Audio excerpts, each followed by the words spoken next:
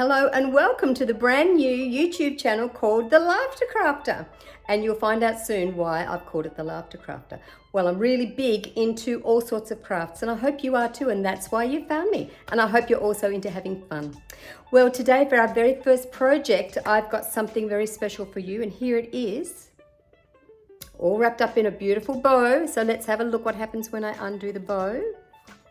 Undo it like that. And turn it around. Are you ready for the magic? Here we go. Wow, see, isn't that great? This is a little fold out and fold in accordion photo album or autograph book or whatever you want it to be. And I fully demonstrate this here for you on the channel. And you can make it with not very many materials and things you probably already got lying around at the house. And so that's when it's all folded back up and it's all done up with a ribbon. That's what it looks like. It's that thick. And I describe and show you how to make one. Here's a few other ones, slightly smaller depending on the size of the wood that you start off with. And here we go. This one is all in blacks and whites. Pretty groovy though, isn't it? And it always folds back up into its original shape. This one's slightly larger. So let's have a look at this one on the inside. Oopsie. I'm wrestling with this a little bit like wrestling an octopus. There we go. I have to stand back because it's larger. Can you see it? And again, when you fold it up, it behaves itself beautifully and it goes straight back the way it should. And here's one more. I've made lots and lots of these and given them away as presents, and they're so much fun. There we go. So it's up to your imagination what fabrics you use, what papers you put on the inside to decorate with, what ribbons you use, and they're lots and lots of fun. So there are little fold out accordion photo albums. Now, because this YouTube channel isn't just about craft, it's also about having a laugh, I wrote a little limerick. Are you ready for it? I need to read it to you. If you make and not buy what you're after, you may be a budding young crafter. Grab your scissors, string, glue, buttons, sticky tape too, and a vigorous measure of laughter. There we go. I hope that inspires you. So these are the things that you're going to need. You're going to need 2 square pieces of plywood. That's around about 3/8 of an inch thick or 1/2 centimetre thick. And they need to be square. So I cut these out at the local community shed where I go down and do some fun things. As well as the 2 pieces of wood, you need a piece of fabric. I ironed this just before. I prefer to use 100% cotton fabric, and this is a really pretty one. And so I'm going to cut that out shortly. You also need 3 pieces of cardstock paper. You can use a solid paper or you can use 3 decorative pieces as I've chosen here. You also need some ribbon. You need some scissors. I've got my good fabric scissors for the fabric. And of course, you'd never ever use fabric scissors for paper. So I have paper scissors for the paper. You also need some double-sided tape. And it comes in A4 sheets, and I've already cut that into strips. So that's it there, double-sided sticky sheets, and I've cut it into strips. I've cut plenty there, more than I need. You also need some, out of your decorative cardstock, you need some little decorative triangles that I'm going to put on top of the sheets of cardstock later. So they're already cut and ready to go. You also need some clear glue. Now this needs to be the clear glue, not white glue, which is wood glue or PVA. You need it to be clear glue. It doesn't have to be super expensive. You can use a ruler and a pen for marking out the size of your triangles and your paper to cut exactly. You can line up your lines on the paper and cut with the paper scissors, or you can use one of these little guillotines, which is great. I'm all for not going out and buying expensive equipment. If you can use what you have, I think that's a fantastic idea. Okay, so now we are ready to go. So the first thing we'll do is move some of these bits and pieces out of the way, because we are going to cut out the fabric and glue it on with the clear glue onto the wood. So what I've done is I've already marked, you may be able to see the pen lines on the back of this fabric, not the front. That's the front and that's the back.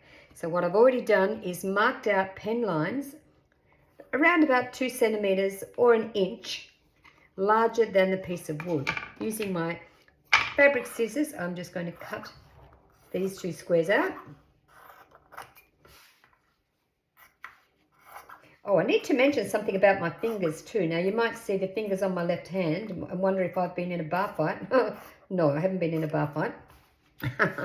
I'm working on these large mosaic murals at the place where I work. I'm on the 5th one, and I've been working with these very, very hard porcelain tiles from Italy. And they're beautiful tiles, but they are so hard, I was having trouble even smashing them with a hammer.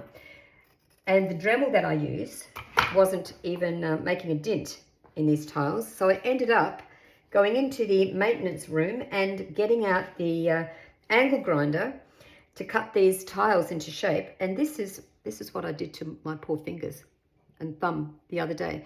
So it looks like it's a mess, but you know what, ladies and gents who might be watching this, sometimes we have to make sacrifices for our art and our craft. And this is exactly what's happened. All right, now before we go any further, you might be wondering why I call my channel Laughter Crafter. Well, I've got a really good reason, and that is I love to laugh. I hope you love to laugh too. So I thought in every one of my little presentations, I will bring along something that's a little bit funny. Maybe a joke, or maybe a funny poem that I've written, or something that will tickle your fancy. So here you go. I'm going to tell you a riddle, and I'm not going to tell you what the answer to the riddle is until the end of the demonstration. So while I'm putting some lumps of glue onto the 4 corners of this wood, you can see me do that, I'll tell you what the riddle is. Here it is. Why are giraffes' necks so long? That's the riddle. I actually volunteer here in Perth, where I live in Western Australia. I volunteer at the local zoo, and I do a lot of work with our giraffes, taking people up the giraffe tower and giving them a one-on-one experience with our giraffes. And one of the questions I'll ask up there is, why are giraffes' necks so long? And I get some very intelligent answers, and I get some very funny answers sometimes too. And I make people guess. So I'm making you guess. Now, I'm not going to tell you the answer until just yet. All right, so that's our riddle. Now, you can see what I've done here, and I've got sticky on my fingers, and that's okay. That's okay. It dries fairly quickly too, this glue. So what I've done is I've pulled these 4 corners in nice and firmly, like that. Next, I'm going to put a little row of the craft glue around the edge, around about 1/4 inch or 1/2 centimeter from the edge of that wood, over those folded over corners. Don't need too much glue. You don't really want it oozing out everywhere. Over the corners. Now I want to put a tiny little dab across these angled pieces of fabric, just a little dab, like that. Okay. All right.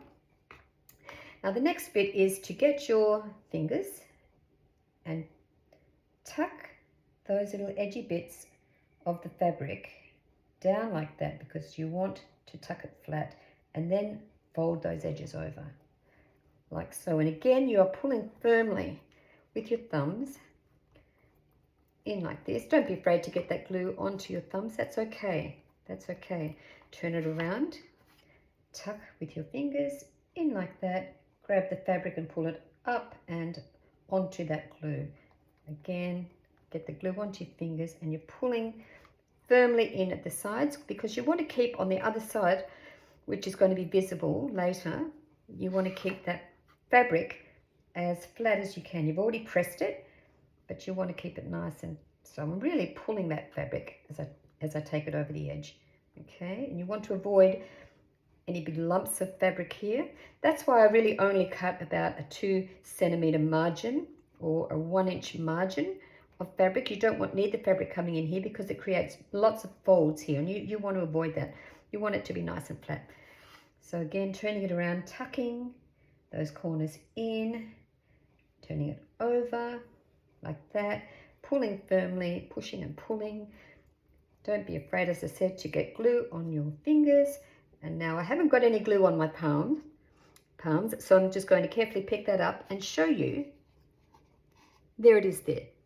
That's one done. Okay, we're going to pop that to the side. All right, so there's our 2 pieces of wood done. That's the front side. I'm going to keep it down on that side. Bear with me. I'm going to quickly wash my fingers. Just talk amongst yourselves. Fantastic. Awesome. All right, I'm coming back. Here I come. So now, here I am. Now we need to take our ribbon. And we need our ribbon to be about the length of a ruler, which is 12 inches or 30 centimeters. We need 2 pieces of ribbon. Again, with my fabric scissors, 1, 2. So now, between these 2 pieces of wood with the coverings on them, I want to choose which one I prefer to be the front cover and which is the back cover. So I think I want this one to be the back cover and this to be the front. So I'm going to put the front aside over here and I'm going to use the back cover. All right, so it's going to go down there like that.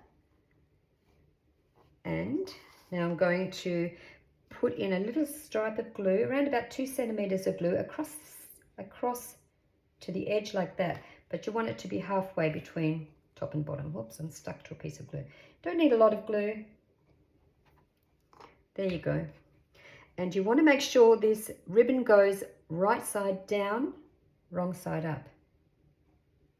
And just stick it down like that. And the same on this side over here, right side down, wrong side up. So they should be opposite each other. And once you've done that, the 2 pieces of wood covered, one with ribbon, they can be set aside somewhere to dry while we go on with the paperwork. So I'm going to just carefully lift that aside and put it over on the far side of the bench. Great. I'm going to stay there. I'm going to quickly wash my hands again.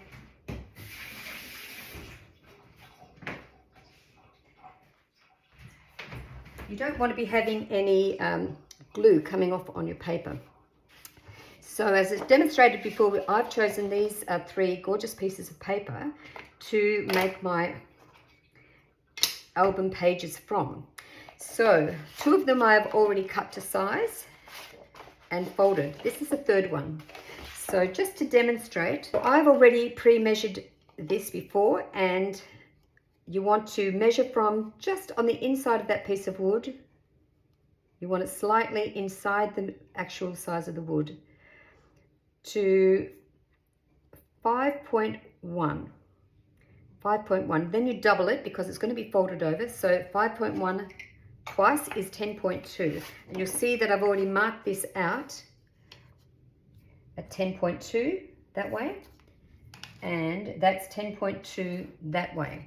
So you can use your little guillotine, or you can use your paper scissors and cut with those. But seeing I've got this here, this is lovely little guillotine. And so there it is. Beautiful, lovely straight line. Turn it around. Again, as I said before, I try to make craft and art as affordable as possible. You don't need to go out and buy one of these guillotines unless you're going to use it a lot. And there we go, there's the second cut. Perfect. So I've got the 3 pieces cut to 10.2. Get rid of my little guillotine now. Oopsie daisy. Sorry, I just bumped the tripod. There we go.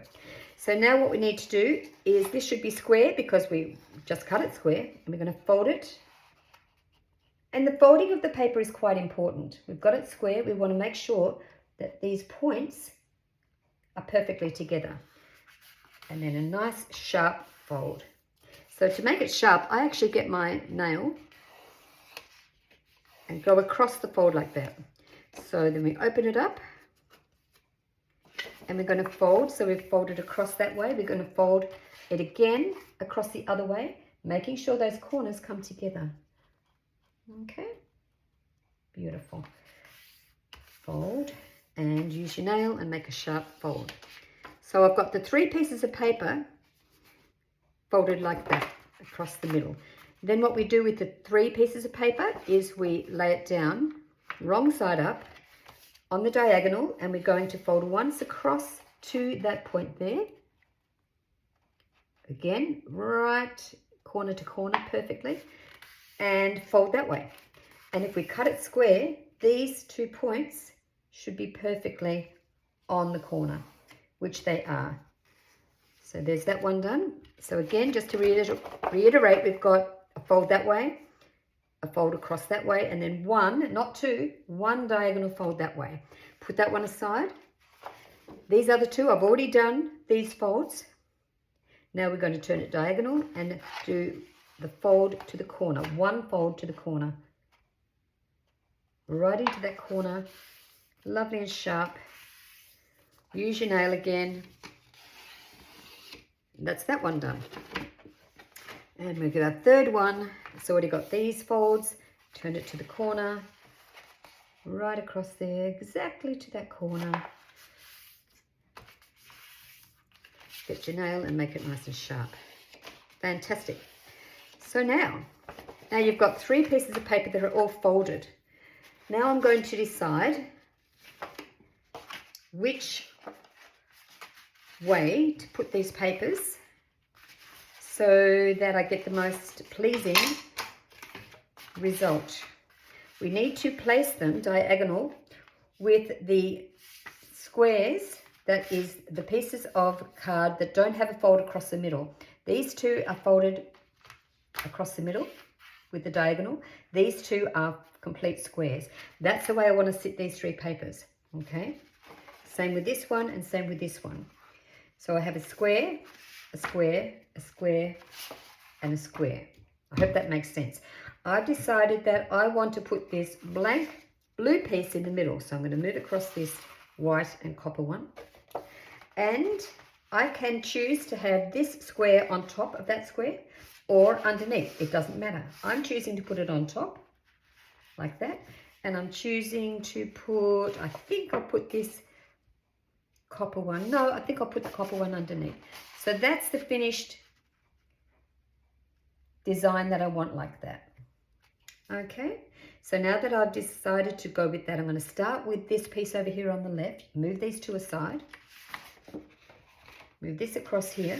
This is going to be underneath the blue. So now I'm going to take some of this double-sided sticky tape and I'm going to cut it into strips around about 8 centimeters or 3 inches long. You don't need to be perfect at this. So if you haven't used this double-sided sticky tape, you can actually buy it already cut, and it's cut to about this width and it comes on a roll, or as I did, you can buy it in the sheets and just cut strips of it. So that's the non-sticky side. That's rubbish. I just throw that across there so I don't accidentally pick it up and think that it's useful, because it's not. That's the sticky side there, and I'm going to stick it fairly close to that fold there.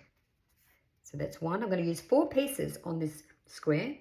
So again, just get your nail, find the paper, peel it back. That's the paper. I throw that away, and I'm going to put a second piece fairly close to this corner. 1, 2, 3, 4. You follow? Good. I knew you would. How are you going with the riddle? Why is a giraffe's neck so long? Have you figured it out? I hope so. I'll be thinking about it. Maybe you need to phone a friend.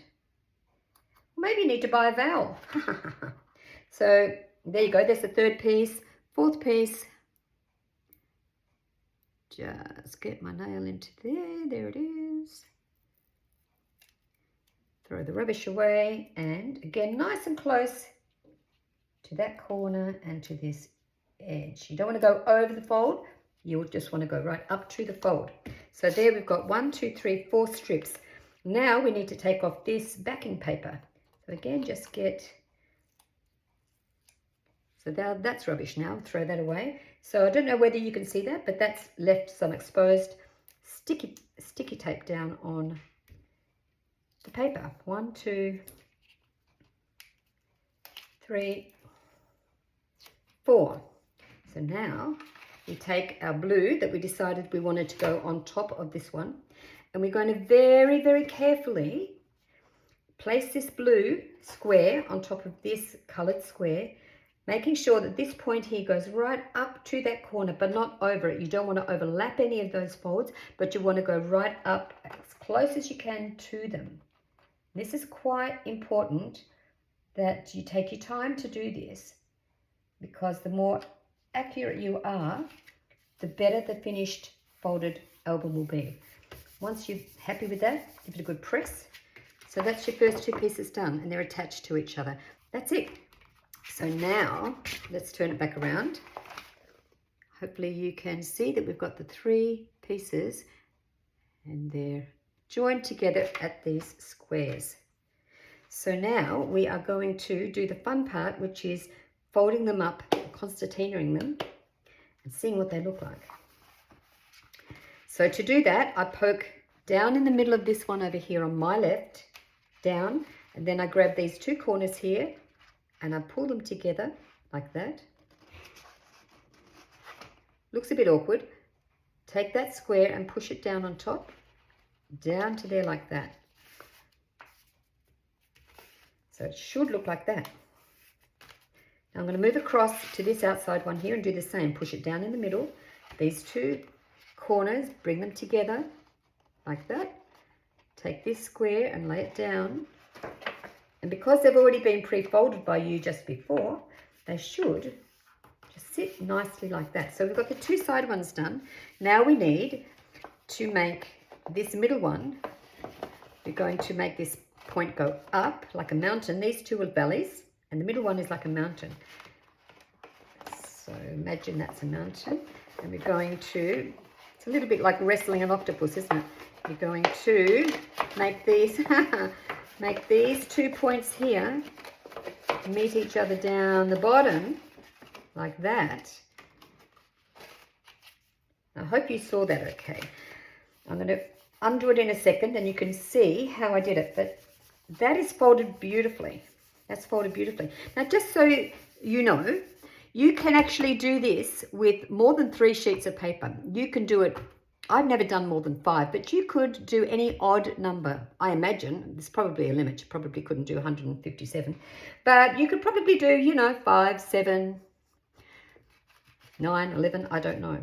But anyway, let's have a little look at how this looks. Look at that. Wow.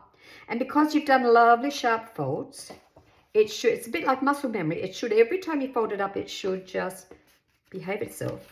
Come on. Like that. So we don't want to attach this to our wood just yet because the wood is still drying over there. The glue is still drying on the wood. So let's give that a chance to continue to dry, and let's work on these. But that's our basis. So what I said a minute ago about the valley, the mountain and the valley, that's what I'm talking about. That's a good way to remember, how do I fold the paper? Now, if you don't remember and you just fold them all in half, actually, which is how I did it, I just folded them all in half. But then when you come to put the 3 pieces together, or 5 or whatever pieces together, you want to make this one on the left be a valley, then a mountain, then a valley, then you do mountain, valley, and so on. But the outside ones are valleys and middle ones are mountain. And that way, when you fold them all up, they behave themselves. So what we're going to do now is open it up, and I've got some pre-cut triangles, and these are cut to about 2 mils or 1/16 of an inch, smaller than these triangles here. Reason being, the reason I make them smaller is so that we leave a nice little pretty margin of the other color, okay? Plus it also doesn't interfere with the folds, but I think it looks quite nice to have a margin. We're going to attach these with the double-sided sticky paper. It's tape, I'm sorry, exactly the same as we attach the 3 sheets together. But before you do that, I like to play with these. I've already cut these out. These are some that I decided would be pretty. I like to play around with them and sit them on this background. And when I'm happy with the finished design, that's when I'm going to glue. And there we go. That's what I have left. And again, when I fold this up, it should have enough, if you like, muscle memory to every single time pop back and behave itself. Okay, so now I think our lovely pieces of wood are dry enough to use. So this is where you need to be a little bit careful, because let me explain. What you're going to do is you're going to put glue, craft glue, on the back of this, not too close to the edge, because you're going to press this down, and if you have too much glue and it oozes out over the edges, you can guess what's going to happen. It's going to dry there, and then when you pull the thing apart again, it's going to rip all your gorgeous paper. So what I do, you can watch me, I'm going to put glue, as I said, not too close to the edge, around about there, about 1 centimetre or 1/2 inch from that edge, a strip like that, and then go across. Now what I'm going to do, instead of just turning it over and shoving it down, is I'm going to get my hand in here onto that bottom layer of fabric, of paper, I'm sorry, and I'm going to just press this square with the glue on it onto this and keep all the rest away so that it can't ooze out onto the rest of the paper. Now it's going to be slidey and sticky for the next minute or so, so I can just lift that up and just check that it's centered, which it is now. And now I'm going to just rub my nice clean knuckles right across like so. And then I'm going to get my clean dry fingers and run along here, and if I can feel any glue, and I can't, but if I could, I would get a clean, slightly damp cloth and wipe it off. But I'm not going to stick all the rest of this paper on here and risk any stray bits of glue getting onto the edges and wrecking it. So turn this over like this and check this side. Good, that's fine. So what I'm going to do now, that is all perfect. I'm happy that that's all centered in the wood.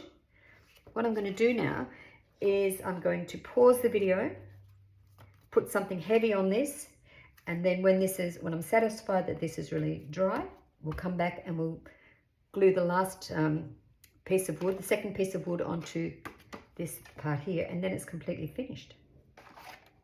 Okay, so this is nice and stuck down. What I did was use this very heavy full bottle of laundry detergent, set it on there for about 10 minutes, and it's nice and dry now and ready to go.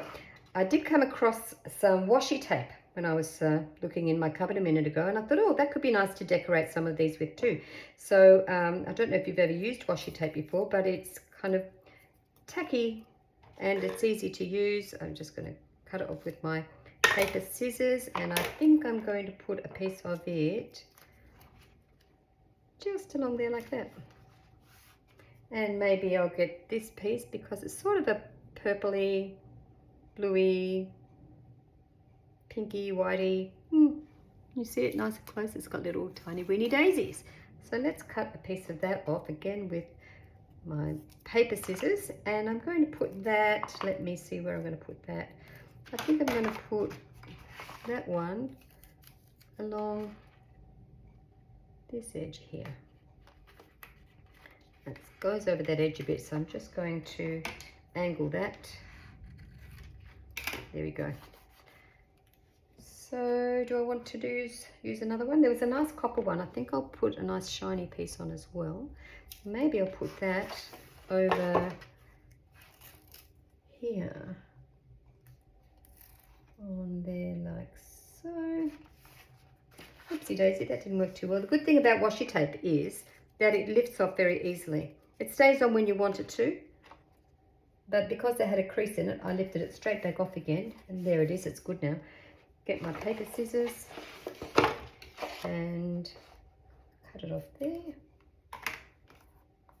There we go. So that brightens it up a little bit, doesn't it? There we go. I think I'm going to leave it at that. So now I'm ready to take my other piece of wood, turn this over and make sure that I glue on this paper and not on the wood. Always put your lid back on your glue as soon as you finish using it. Again, not too close to the edge.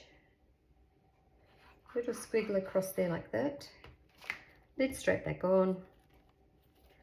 And then turn this over.